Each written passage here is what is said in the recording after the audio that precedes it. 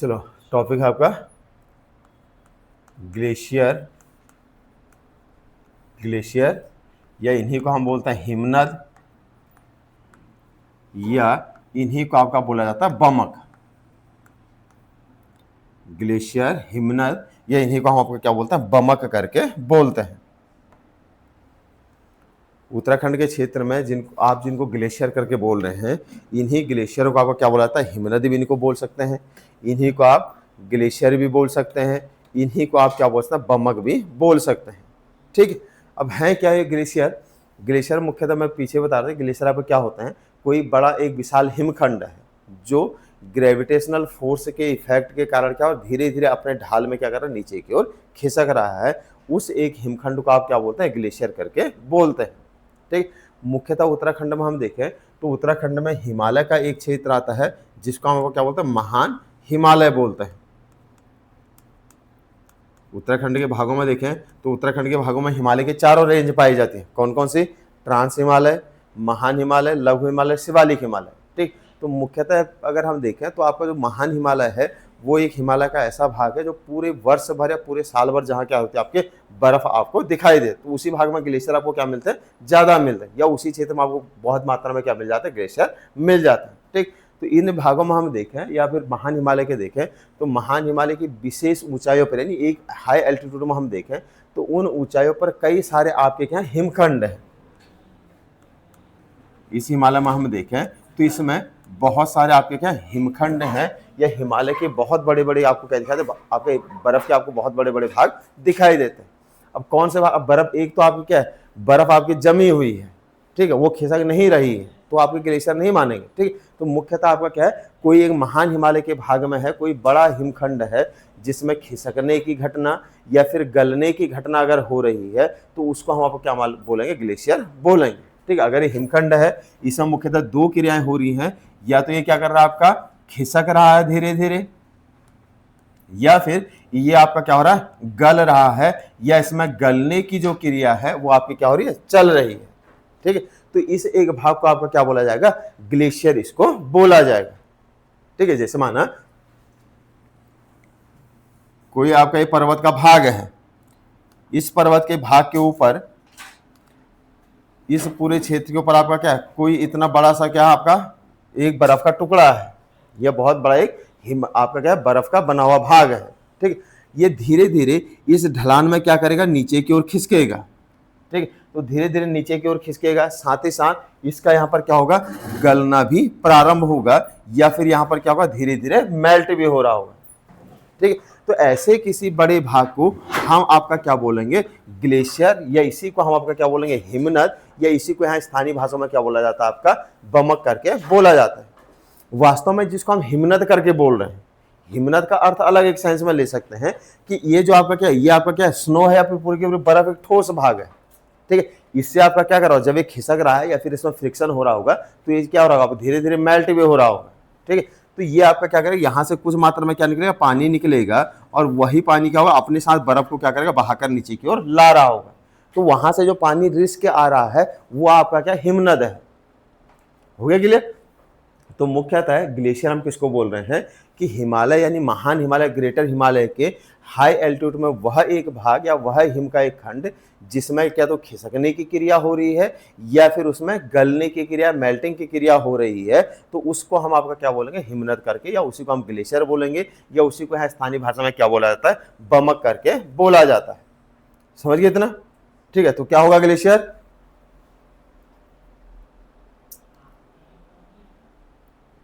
बर्फ का वो भाग या हिमखंड, या आपके महान हिमालय में बर्फ का वो भाग जो अपने ढलान पर धीरे धीरे क्या कर रहा है, खिसक रहा है।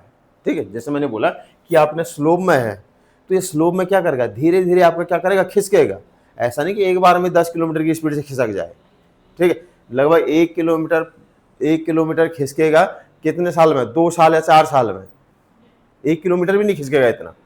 ठीक है। लगभग 10 सेंटीमीटर 15 सेंटीमीटर खिसकेगा आपके 1 साल में। ठीक है। तो यानी इसकी खिसकने की स्पीड क्या है, बहुत कम है। तो धीरे धीरे आपका क्या कर रहा है, नीचे की ओर खिसक रहा है।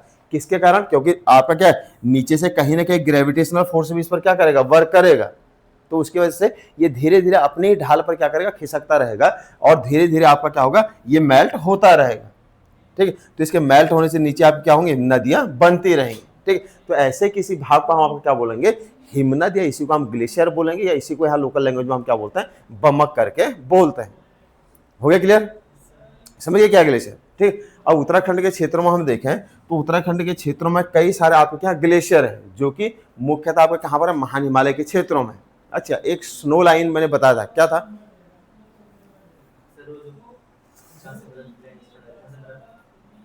बोल बोल, उससे नीचे पहाड़ी होता है, ऐसे पहाड़ होते हैं, ऐसे पेड़ होते हैं वहाँ आसपास, नहीं, सपना, हिमनद, सॉरी हिमरेखा,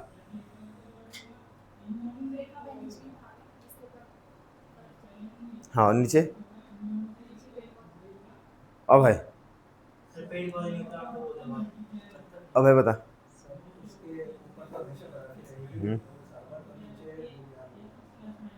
हाँ अलमता, ब्रिक्स रेखा क्या थी, टिम्बर लाइन।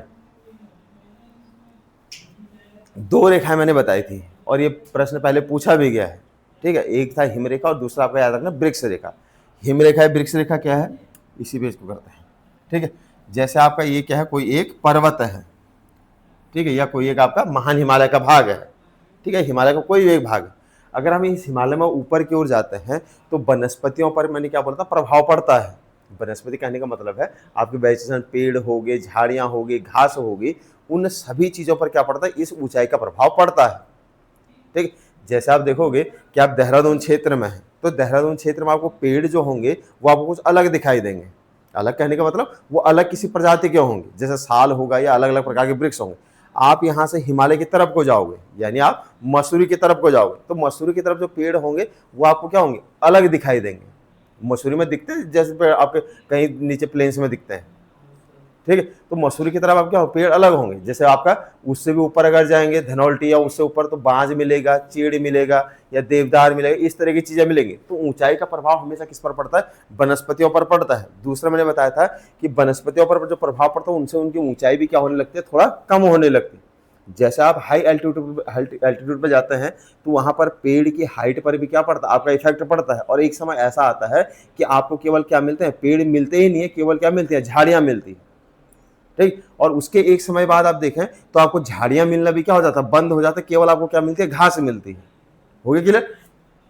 तो अगर हम हाइट में चढ़ते चले जाएं या हिमालय में हाइट में जाएं तो हाइट में जाने पर एक सीमा ऐसी आती है या फिर एक बाउंड्री लाइन ऐसी होती है जिसके बाद हमें पेड़ मिलना या वृक्ष मिलना क्या होता, संभव नहीं हो पाता है।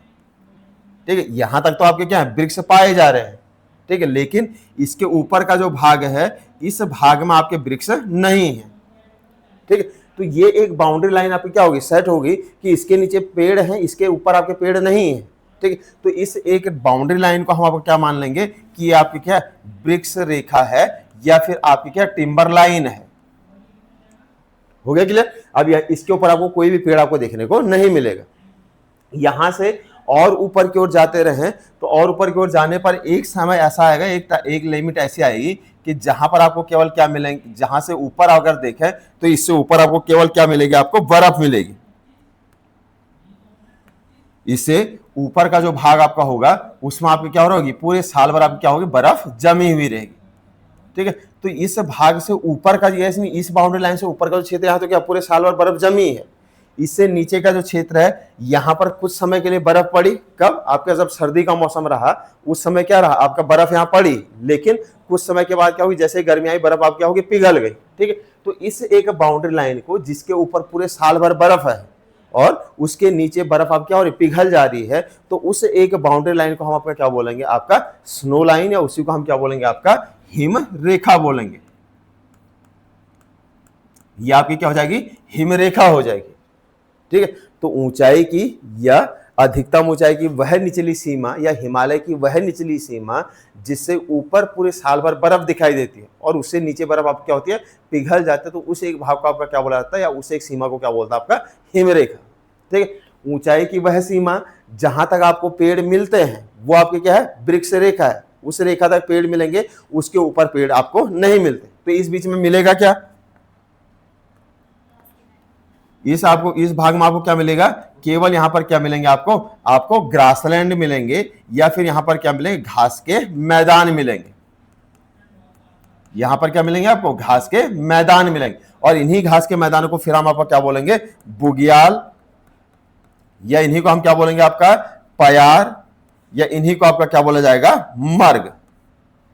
ठीक है, बुग्याल कहां, उत्तराखंड में, पयार कहां पर, हिमाचल प्रदेश में, और मर्ग कहां पर आपके जम्मू एंड कश्मीर में।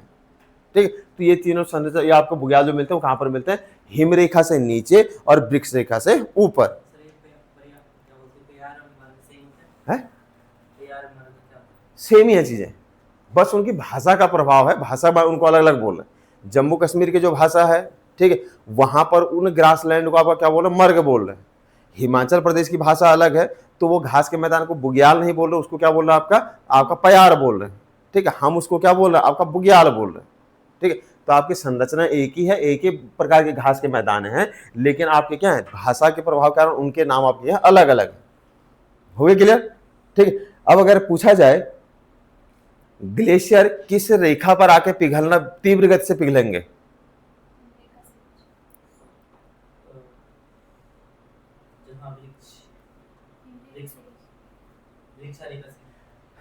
यहां इस रेखा के लिए याद रखो, हिम रेखा के लिए, हिम रेखा से नीचे बर्फ क्या है, वैसे ही नहीं जम रही है पूरे वर्ष भर। ठीक है, तो जैसे ही कोई ग्लेशियर इस हिम रेखा को क्रॉस करेगा तो वो क्या होगा, बहुत ज्यादा स्पीड से क्या होगा, पिघलना स्टार्ट होगा। ठीक है, क्योंकि यहाँ के इस रेखा से ऊपर के टेम्परेचर में और इससे नीचे के टेम्परेचर में क्या होगा, बहुत ज्यादा डिफरेंस होगा। इससे ऊपर टेम्परेचर क्या होगा, माइनस में होगा, इससे नीचे टेम्परेचर आपका होगा उससे कम होगा। ठीक है, कम इन द सेंस मतलब आपका पॉजिटिव में होगा, या फिर आपका 1 डिग्री 2 डिग्री के आसपास रहेगा, तो आपका क्या होगा, ग्लेशियर बहुत स्पीड से क्या होगा, पिघलना स्टार्ट होगा। ठीक है, तो ग्लेशियर आपके क्या है, मुख्यतः इस हिम रेखा से ऊपर के भागों में पाए जाते हैं। हो गया ग्लेशियर के लिए क्लियर, हिम रेखा वृक्ष रेखा समझ गया।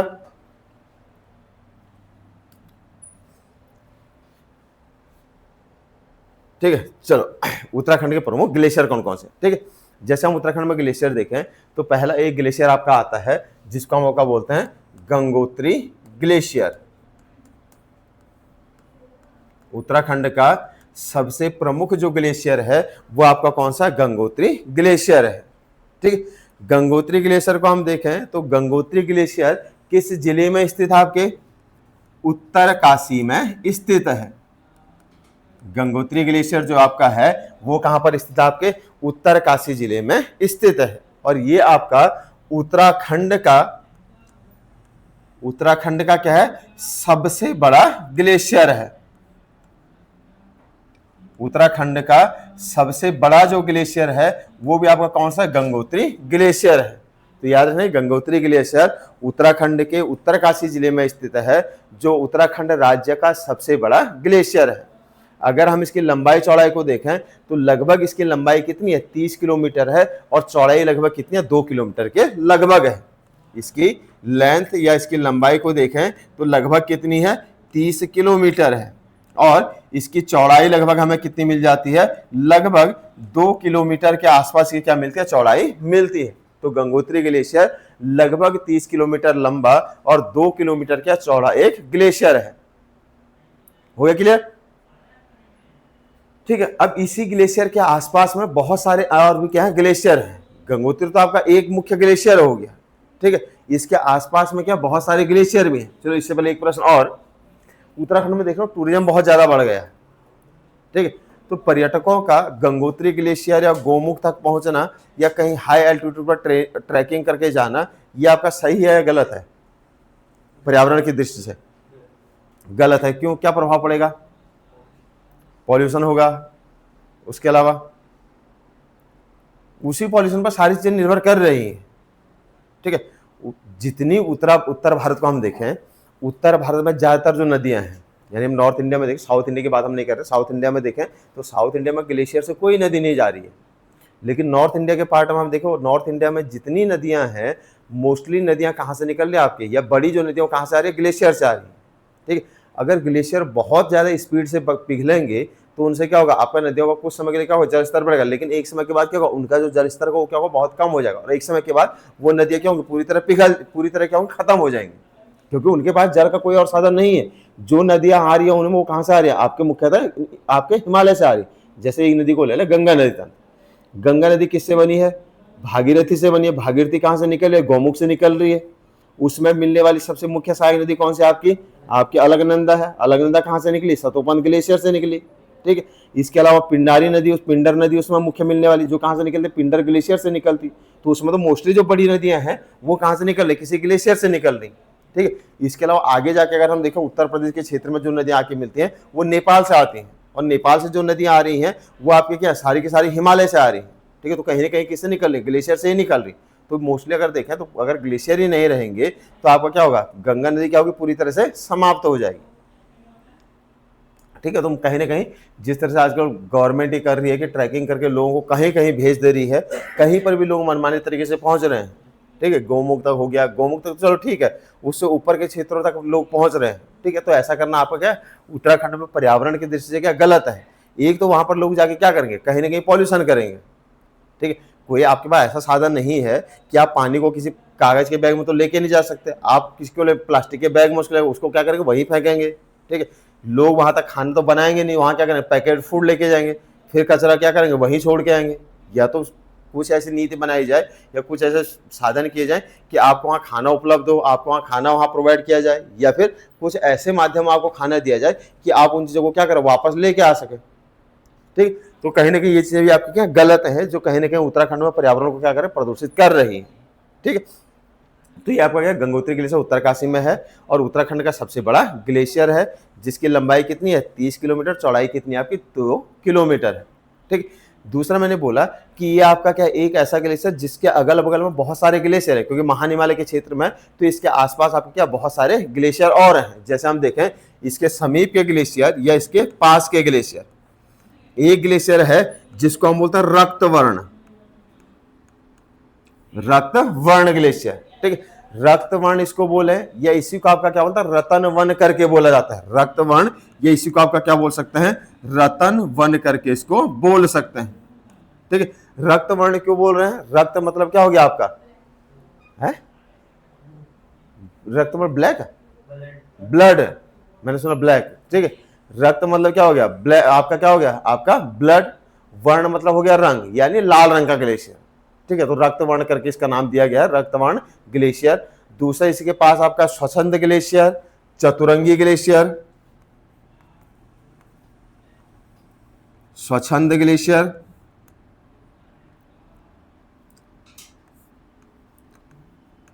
स्वच्छंद ग्लेशियर, इसके अलावा चतुरंगी ग्लेशियर, चतुरंगी ग्लेशियर, ये सारे ग्लेशियर कहाँ, इसी के अगल बगल है, ठीक है। एक आपका ग्लेशियर है जिसको हम बोलते हैं कैलाश ग्लेशियर, एक आपका मान ग्लेशियर, कैलाश और एक आपका हो गया मान, ठीक है। ये जितने भी ग्लेशियर हैं ये इसी गंगोत्री ग्लेशियर के आसपास में फैले हुए, ठीक। अब दूसरा, अभी थोड़ी देर पहले मैं बात कर रहा था कि आपके क्या ग्लेशियर यहाँ पर पिघल रहे हैं या फिर यहाँ पर पॉल्यूशन हो रहा है, तो पॉल्यूशन या फिर जलवायु परिवर्तन भी मान लें, ठीक। तो उसकी वजह से ग्लेशियर आपके क्या हो रहा है, पिघल रहे हैं। तो आपका जो गंगोत्री ग्लेशियर है, गंगोत्री ग्लेशियर भी आपको क्या बहुत तीव्र गति से, बहुत स्पीड से आपको क्या आपका पिघल रहा है, ठीक है। और पिघलने के कारण ये कि आपका छोटा होता चला जा रहा है, ठीक है। तो मुख्यतः हम देखें, लगभग ये हिमनद लगभग हर एक साल में 22 मीटर क्या कर रहा है, पीछे खिसक रहा है। यानी हर एक साल में अगर हम देखें तो लगभग ये 22 मीटर क्या हो रहा है, पिघल रहा है, ठीक है। तो इसके लिए याद रखना कि ये एक ऐसा ग्लेशियर उत्तराखंड का है जो पॉल्यूशन के कारण या जलवायु परिवर्तन के कारण प्रतिवर्ष यानी हर साल 22.23 मीटर पीछे खिसक रहा है, या फिर इतना भाग इसका क्या हो जा रहा है, मेल्ट हो जा रहा है या फिर पिघल जा रहा है, ठीक है। तो प्रतिवर्ष इतना भाग इसका क्या है, आपका पीछे खिसक रहा है।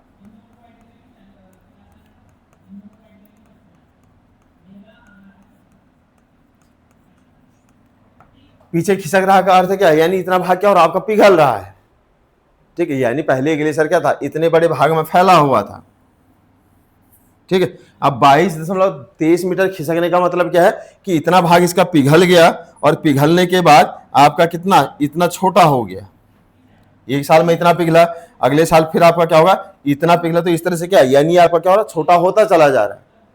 तो हर साल में लगभग 22.23 जो मीटर भाग है वो आपका क्या होता है इसका पिघल जाता है या फिर इतना पीछे खिसक जाता है। ठीक है, तो अभी तो क्या उत्तराखंड का सबसे बड़ा है, तो एक समय पे क्या रहेगा उत्तराखंड का सबसे छोटा ग्लेशियर रहेगा।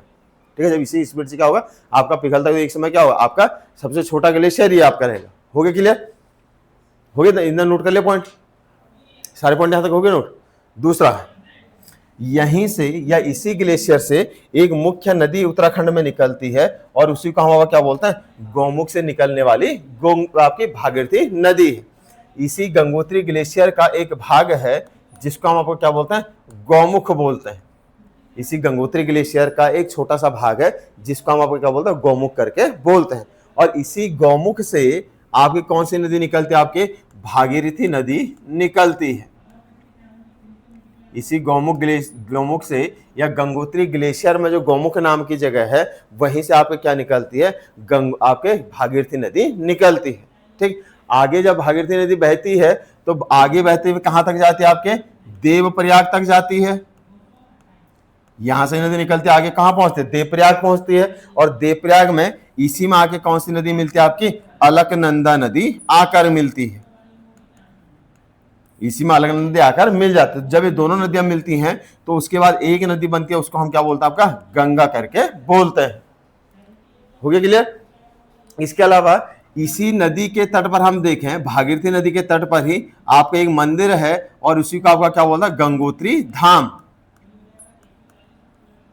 इसी मंदिर के इसी नदी का भागीरथी नदी के तट पर ही एक धाम है या फिर आप 4 धामों में से एक धाम या मंदिर है जिसको हम क्या बोलते हैं गंगोत्री धाम करके बोलते हैं। तो मैंने बोला कि गंगोत्री धाम यहां पर है और आपका गौमुख यहां है, तो इनसे गौमुख से लेके गंगोत्री धाम के बीच की दूरी कितनी है? और नदी तंत्र में बता दिया था है? नहीं, 95 किसकी लंबाई है? कितनी डिस्टेंस है यहां से यहां तक है? 19 किलोमीटर। पीछे खोल के देखो कॉपी को। ठीक है, यहां गौमुख से लेके गंगोत्री धाम तक की जो दूरी है वो कितनी आपकी 19 किलोमीटर है। ठीक है, नदी की। ठीक है, यहां पर जो दूरी है वो कितनी आपके 19 किलोमीटर नदी की लंबाई। ठीक है, उससे फिर आगे आपके कौन से भागीरथी नदी की अन्य लंबाइयां होगी। दूसरा हम देखें यहां से लोग जब गंगोत्री धाम जाते हैं तो गंगोत्री धाम से जाकर कई लोग क्या करते हैं ट्रैकिंग करते हैं और ट्रैकिंग करके भी कहां पर जाते हैं आपको गौमुख तक पहुंचते हैं। ठीक है, कई लोग जो आपके हैं जो आपके क्या करते हैं आपके गंगोत्री धाम जाते हैं तो गंगोत्री से लेकर ट्रैकिंग करते हैं कहां तक आपके गौमुख तक की। ठीक, तो जो लोग यहाँ पर ट्रैकिंग करते हैं तो मुख्यतः यहाँ से अगर यहाँ तक जाते हैं गंगोत्री से लेके आपके गौमुख तक तो दूरी कितनी पड़ती है आपके 17 किलोमीटर की दूरी पड़ती है। तो जो ट्रैकिंग करके जाता है उसको दूरी कितनी पड़ती है आपके 17 किलोमीटर की डिस्टेंस कवर करके आप कहाँ तक पहुंच सकते हैं गौमुख तक पहुंच सकते हैं। तो ये दूरी कितनी हो जाएगी आपकी 17 किलोमीटर। और गंगोत्री से लेके गौमुख तक की जो दूरी है वो कितनी आपके 19 किलोमीटर है। हो गए पॉइंट दोनों क्लियर? ठीक है, तो ट्रैकिंग और भागीरथी नदी दोनों की लंबाई यहां पर याद रखनी है कि गंगोत्री से लेके गौमुख तक भागीरथी नदी की लंबाई कितनी 19 किलोमीटर है। अगर ट्रैकिंग करके लोग जाते हैं तो फिर कितनी आपकी दूरी पड़ती है 17 किलोमीटर दूरी पड़ती है। होगी क्लियर पॉइंट? सारे नोट कर लिए? कर लिए सब नोट? लिखाने की आवश्यकता नहीं है। चलो फिर अगला ग्लेशियर लिखना पिंडारी ग्लेशियर। पिंडर या पिंडारी ग्लेशियर।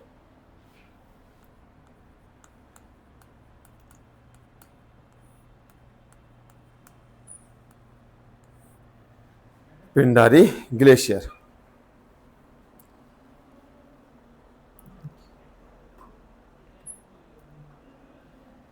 ठीक है, इस ग्लेशियर के लिए याद रखना कि ये एक ऐसा ग्लेशियर है जो 2 मंडलों में और 2 जिलों में फैला हुआ है। ठीक है, एक ऐसा ग्लेशियर है जो आपके 2 मंडलों में या फिर 2 जिलों में फैला हुआ है। ठीक है, 2 मंडल कौन सा उत्तराखंड में या तो कुमाऊं या गढ़वाल है, तो यानी ये आपके कुमाऊं में भी फैला है और इसके अलावा गढ़वाल में भी फैला है। ठीक है, तो दोनों मंडलों में फैला है। अब जिले अगर देखें तो कुमाऊं का कौन सा जिला आपका हो गया? बागेश्वर। कुमाऊं के किस जिले में फैला हुआ? बागेश्वर जिले में फैला हुआ है। और बागेश्वर को अगर हम देखें तो बागेश्वर किस जिले को टच करता है? आपके चमोली को टच करता है, यानी एक आपका यहां पर है कुछ भाग इसका चमोली क्षेत्र में भी फैला हुआ है। हो गया क्लियर? तो आपका जो पिंडारी ग्लेशियर है ये उत्तराखंड के 2 जिलों में फैला हुआ है। कौन कौन से में? बागेश्वर और इसके अलावा चमोली। तो ये आपका बागेश्वर और चमोली 2 जिलों में फैला हुआ है।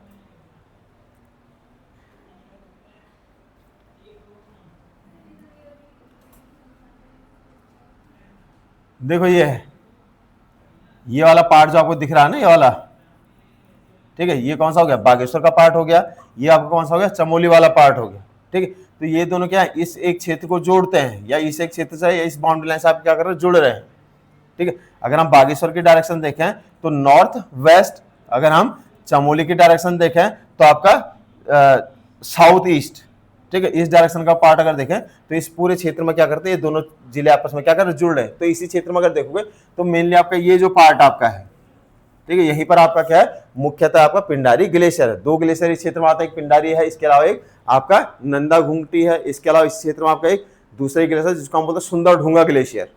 ठीक है, तो मुख्यतः ये जो आप पिंडारी जो ग्लेशियर है ये बागेश्वर और चमोली 2 जिलों में फैला हुआ है, इन दोनों की सीमाओं पर स्थित है। अगर जैसे हमने गंगोत्री की लंबाई पढ़ी थी, गंगोत्री की लंबाई कितनी है? लगभग 30 किलोमीटर है। उसी तरीके से जो पिंडारी ग्लेशियर है, पिंडारी ग्लेशियर की लंबाई भी कितनी है? लगभग 30 किलोमीटर, लेकिन इसकी चौड़ाई आपकी क्या कम है। अगर हम इसकी लंबाई देखें तो इसकी लंबाई लगभग कितनी है? 30 किलोमीटर के समथिंग है, 30 किलोमीटर की लंबाई मिल जाती है। लेकिन चौड़ाई को अगर देखा जाए तो इसकी चौड़ाई हमें केवल कितनी मिलती है? आपके 400 मीटर ही मिलती है। इसकी जो चौड़ाई है वो लगभग कितनी है? केवल 400 मीटर है। ठीक है, तो इसलिए ये आपका क्या बन जाता है? गंगोत्री ग्लेशियर के बाद दूसरा सबसे बड़ा ग्लेशियर बन जाता है। ठीक है, जैसे हमने गंगोत्री के लिए बोला कि गंगोत्री के लिए मैंने बोला कि लंबाई कितनी है? 30 किलोमीटर, चौड़ाई कितनी है? 2 किलोमीटर। ठीक है, तो इसकी लंबाई चौड़ाई को हम देखें तो लंबाई तो लगभग सेम है, लेकिन चौड़ाई कितनी है? केवल इसकी तो 2 किलोमीटर, उसकी केवल कितने? 400 मीटर है।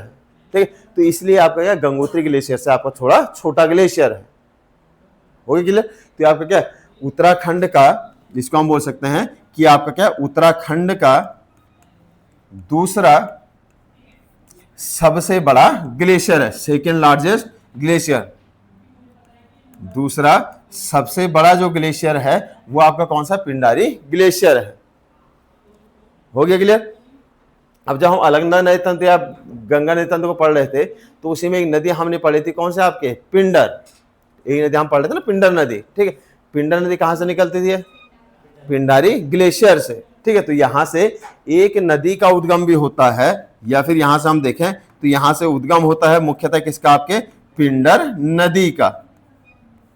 यहां से निकलने वाली मुख्य और सबसे बड़ी जो नदी है वो आपकी कौन सी है? पिंडर नदी है, जो कि इसी क्षेत्र से निकलती है। ठीक है, और इस क्षेत्र से निकलकर मुख्यतः कहां प्रवेश करते हैं? आपके चमोली में प्रवेश करती है, और चमोली के कर्णप्रयाग नाम के स्थान पर किससे मिल जाती है? आपके अलकनंदा से मिल जाती है।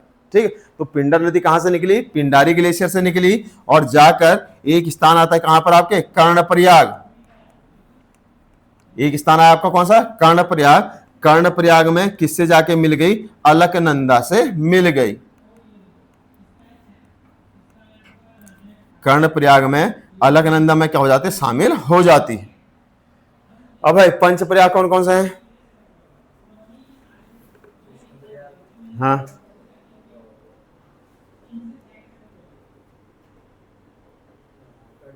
हम्म हम्म अलंता, हाँ,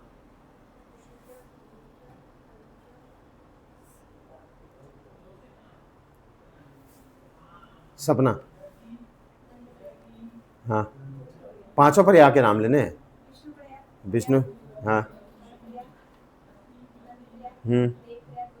रुद्रप्रयाग। 5 प्रयाग नाम याद नहीं है? हम्म, अब नदियां भी बतानी है। हम्म,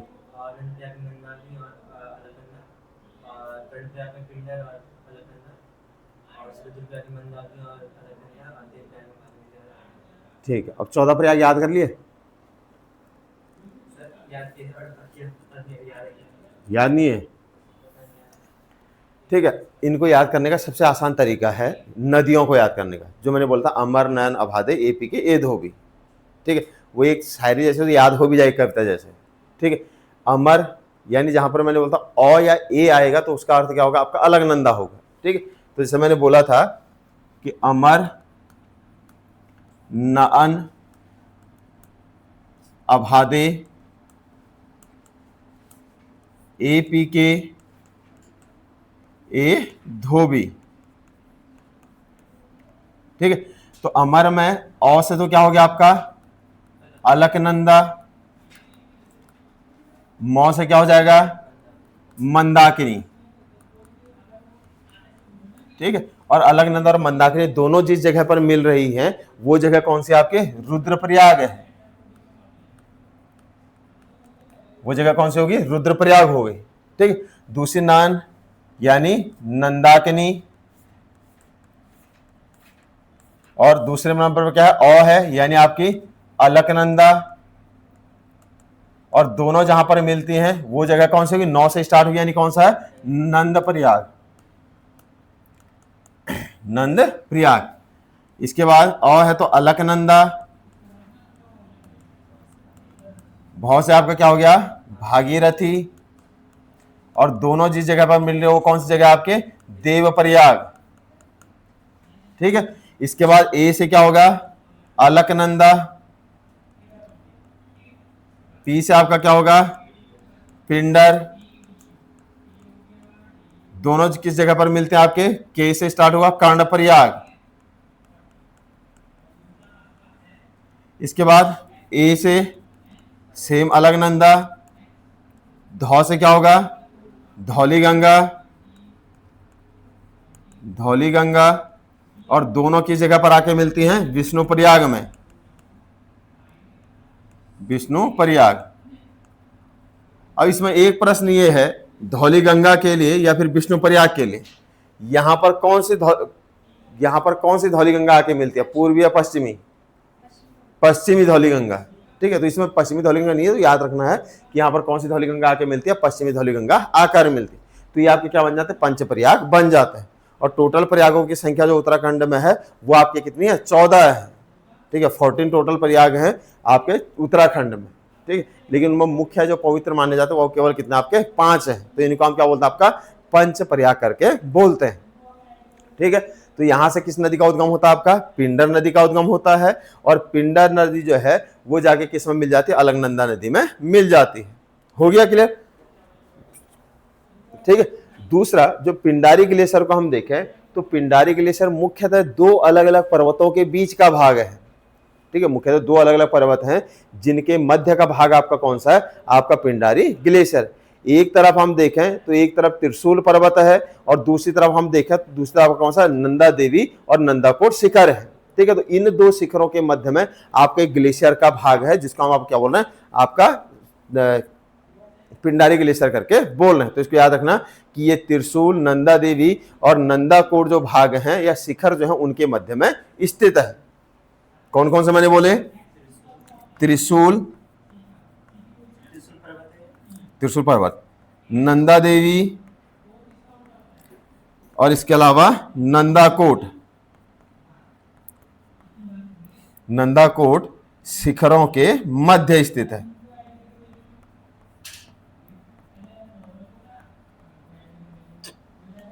त्रिशूल, नंदा देवी, नंदाकोट, इन तीन शिखरों के मध्य का जो भाग है उसी को हम आपको क्या बोल रहे हैं? पिंडारी ग्लेशियर करके बोल रहे हैं।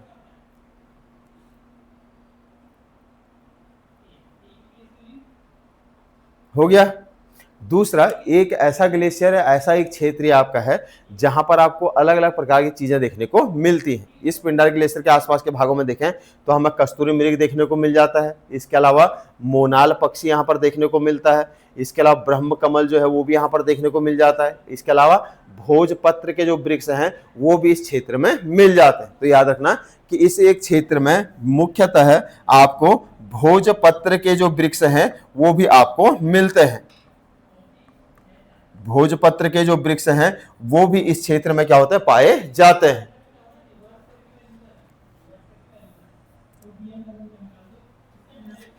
इसके अलावा इस एक ग्लेशियर के लिए अनुमान लगाया गया है कि लगभग पिछले 40 सालों में ये जो ग्लेशियर है लगभग आधा किलोमीटर क्या हो चुका है, पीछे खिसक चुका है। यानी इसका आधा किलोमीटर का भाग ऐसा है जो लगभग पिछले 40 सालों में क्या हो चुका है, आपका पूरी तरह पिघल चुका है।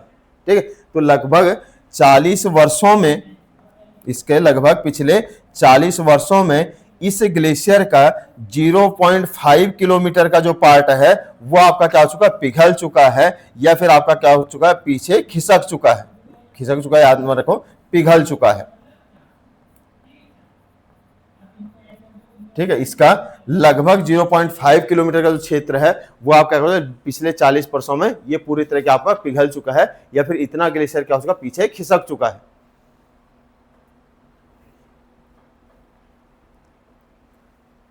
हो गया Pindar glacier.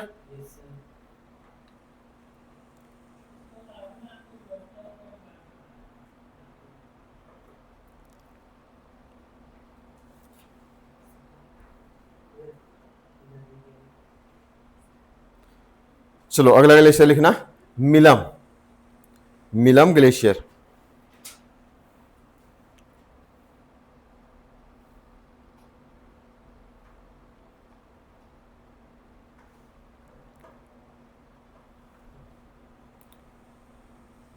Milam glacier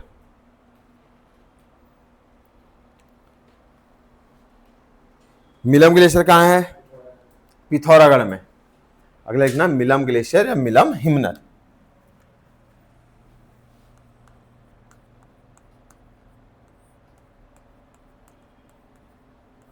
Milam glacier किस जिले में स्थित है, पिथौरागढ़ जिले में स्थित है।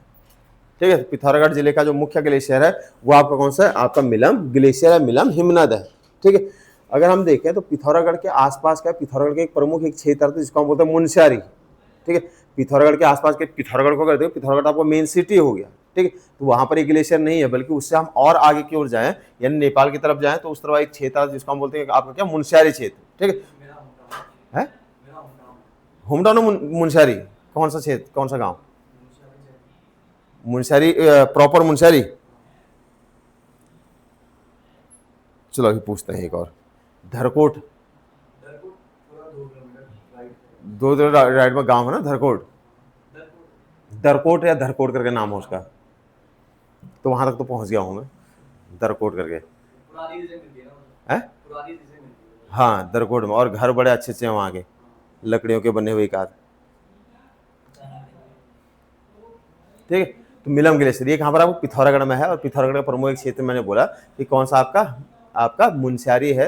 तो मुनस्यारी जो तहसील आती है उसी के आसपास के क्षेत्रों में आपका क्या है, ये ग्लेशियर स्थित है, जिसकी लंबाई अगर हम देखें तो इसकी लंबाई लगभग कितनी आपके 16 किलोमीटर है। इसकी जो लंबाई है वो आपकी कितनी है, 16 किलोमीटर एक लंबा भाग है। ठीक है, अब जैसे इससे पहले हम देखें मिलम ग्लेशियर। मिलम ग्लेशियर के लिए मैंने बोला कि उसकी लंबाई कितनी है, 30 किलोमीटर है। अगर हम देखें कितने, मिलम नहीं, पिंडारी की 30 तो बोला था, लंबाई 30 तो बोला मैंने, उसकी लंबाई 30 है, उसकी गंगोत्री की सेम है। हाँ मिलम को कंफ्यूजन, वो मैंने गलती से बोल दिया। ठीक है, पिंडारी ग्लेशियर की लंबाई मैंने कितनी बोली, 30 किलोमीटर। अगर दूसरा मैंने बोला कि पूरे उत्तराखंड का दूसरा सबसे बड़ा ग्लेशियर है, लेकिन अगर हम कुमाऊं की बात करते हैं, ठीक है, तो कुमाऊं मंडल का जो सबसे बड़ा ग्लेशियर होगा वो आपका पिंडारी ग्लेशियर नहीं होगा। ठीक है, इस चीज को याद रखना कि पिंडारी ग्लेशियर 2 मंडलों में मैंने फैला हुआ बोला कि कुमाऊं में फैला है और गढ़वाल में फैला है, तो इसलिए वो आपका कुमाऊं का सबसे बड़ा ग्लेशियर नहीं होता। अगर आपको कुमाऊं का प्रॉपर ग्लेशियर पूछ रहा है कि कुमाऊं का सबसे बड़ा ग्लेशियर कौन सा है, तो आपका कौन सा होगा, आपका मिलम ग्लेशियर होगा। तो इसको याद रखना कि ये आपका कुमाऊं का क्या है, सबसे बड़ा ग्लेशियर है। कुमाऊं का सबसे बड़ा ग्लेशियर है। ठीक है, क्योंकि ये शुद्ध रूप से कहां पर आपके कुमाऊं जिले में ही फैला है, या सॉरी कुमाऊं मंडल में ही फैला है, तो इसलिए कुमाऊं का सबसे बड़ा जो ग्लेशियर है वो आपको कौन सा है, यही ग्लेशियर है। यहां से मुख्यतः दो नदियां निकलती हैं, एक नदी निकलती है मिलम और दूसरी एक नदी निकलती है गौरी गंगा। ठीक है, इस एक भाग से दो नदियां निकलती हैं, एक तो कौन सी नदी निकलती है, मिलम नदी, और यहीं से एक नदी निकलती है जिसको हम बोलते हैं गौरी गंगा या गौरी नदी। ठीक है, तो यहां से दो नदियां निकलती हैं। मिलम नदी को हम देखें तो मिलम नदी यहीं आपके मिलम से निकलती है और जाके किसमें मिल जाती है, पिंडर नदी में मिल जाती है। तो ये किसकी सहायक है, पिंडर की सहायक।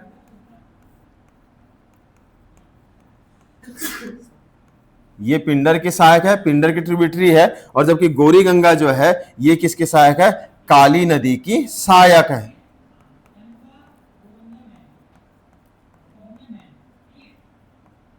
ये किसके सहायक है, आपके काली नदी की सहायक नदी है।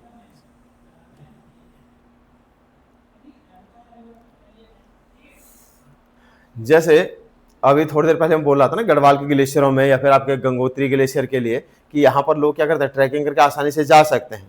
ठीक है, लेकिन अगर हम मुनस्यारी वाले क्षेत्र में देखें तो मुनस्यारी के क्षेत्र में मिलम ग्लेशियर अगर यहाँ आपको जाना है तो यहाँ जाने के लिए आपको गवर्नमेंट से क्या लेनी होती है, परमिशन लेनी होती है। ऐसा नहीं गढ़वाल में नहीं लेनी, गढ़वाल की कुछ जगह ऐसी है जहाँ पर जाने के लिए आपको क्या होती है, गवर्नमेंट की परमिशन लेनी होती है। किसमें, ठीक है, हाँ वो क्षेत्र है। इसके अलावा आपकी चिनाब वैली है, उन सब क्षेत्रों में जाने के लिए आपको क्या लेना पड़ता है, परमिशन लेनी पड़ती है। ठीक, तो उसी तरह से आपका मिलम ग्लेशियर है, मिलम ग्लेशियर में अगर आपको जाना है तो मिलम ग्लेशियर जाने के लिए आपको गवर्नमेंट से या फिर सरकार से क्या लेनी होती है, परमिशन लेनी होती है। उसी के बाद आप इस क्षेत्र में जा सकते हैं। ठीक है, तो ये एक आपका क्या, आपका ऐसा क्षेत्र है जहां जाने के लिए क्या होता है, आपको मुख्यतः गवर्नमेंट से परमिशन लेनी होती है। गवर्नमेंट की परमिशन के बिना आप यहाँ पर नहीं जा सकते हैं। हो गया क्लियर। इसके बाद अगला ग्लेशियर लिखना सतोपंथ ग्लेशियर।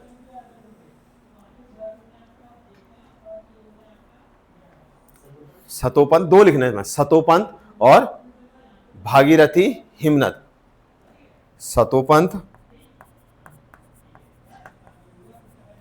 व भागीरथी हिमनद।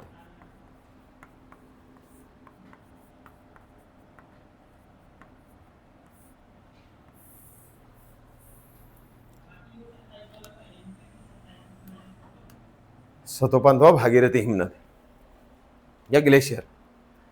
केदारनाथ धाम, ठीक है, सतोपंथ देखे तो केदारनाथ धाम हो गया। केदारनाथ धाम से अगर हम और ऊपर की ओर जाएं या पश्चिम की ओर जाएं लगभग 10 से 15 किलोमीटर के बीच, तो उसी क्षेत्र में आपको क्या मिलता है, आपको एक सॉरी ये हिमनद जो आपको केदारनाथ है, आपको बद्री धाम जो है, बद्रीनाथ धाम जो है, बद्रीनाथ धाम के आसपास हम देखें तो 15 से 17 किलोमीटर की जो दूरी है उस एक दूरी पर आपको कौन सा ग्लेशियर मिल जाता है, आपको मुख्यतः आपको सतोपंथ और भागीरथ हिमनद मिलते हैं। ठीक है, तो याद रखना कि अगर बद्रीनाथ धाम के आसपास हैं तो यानी किस जिले में होंगे, आपके चमोली जिले में होंगे।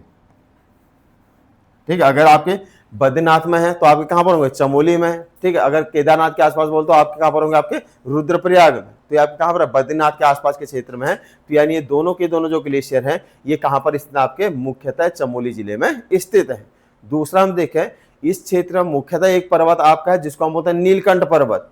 ठीक है, तो नीलकंठ पर्वत जो है उसी पर्वत के पूर्वी भाग में आपका क्या है, एक कुर्सी के समान स्थित जो आपका ग्लेशियर है वो आपका कौन सा, सतोपंथ ग्लेशियर है।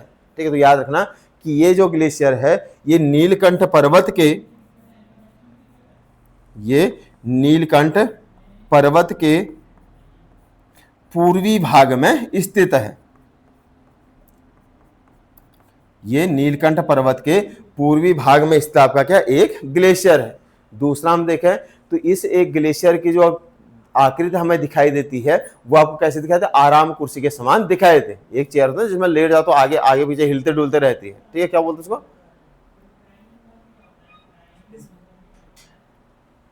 कुछ तो बोलते हैं उसको। ठीक है, यह सीधे याद रखो कि इसकी जो आकृति है वो किसके समान है, आराम कुर्सी के समान है या फिर एक चेयर के समान है। ठीक है, इसकी जो आकृति हमें दिखाई देती है वो किसके समान दिखाई देती है, मुख्यतः आराम कुर्सी के समान ही दिखाई देती है। ठीक है, अब इन दोनों ग्लेशियर की लंबाई हम देखें तो सतोपंथ जो ग्लेशियर है इसकी लंबाई कितनी, आपके 13 किलोमीटर। ये लगभग कितना है, 13 किलोमीटर है। और भागीरथ ग्लेशियर को देखें तो ये लगभग कितना लंबा आपका, 18 किलोमीटर लंबा है। तो सतोबंध आपका 13 किलोमीटर, जबकि भगीरथ ग्लेशियर आपका क्या है, लगभग 18 किलोमीटर की लंबाई में या किलोमीटर की लंबाई में फैला हुआ है।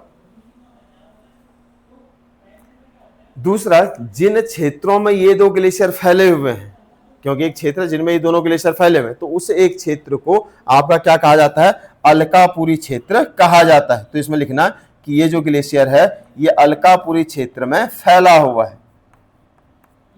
जिस क्षेत्र में दोनों ग्लेशियर फैले हुए हैं उस एक क्षेत्र को आपका क्या कहता है, अलकापुरी क्षेत्र कहा जाता है, यानी अलकापुरी क्षेत्र में फैला हुआ है।